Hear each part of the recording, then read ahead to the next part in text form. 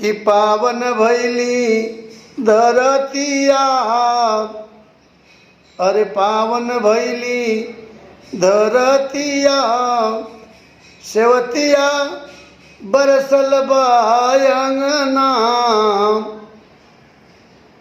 अरे धरती परती परल रहल, पतझड़ के भइल बसेरा हो।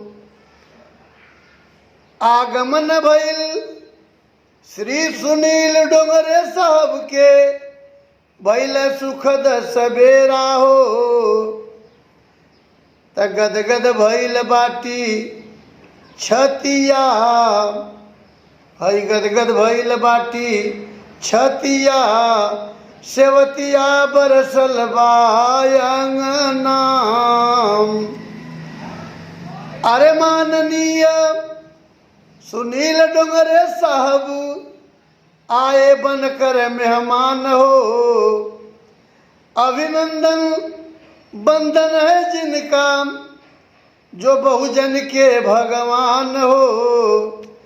त जन जन से राखें प्रीतिया, हई जन जन से राखें प्रीतिया, अरे सेवतिया बरसल बायंगना। सुरेश जाधव हमान के नेता,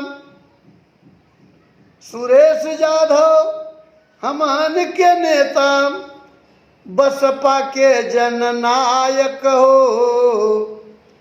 सारी जनता साथ में उनके, साथ में लाल जी गायक हो। तब पालघर में छवले बाथिया, ये भैया पालघर में छवले बा हथिया, सेवतिया बरसल बायंगना।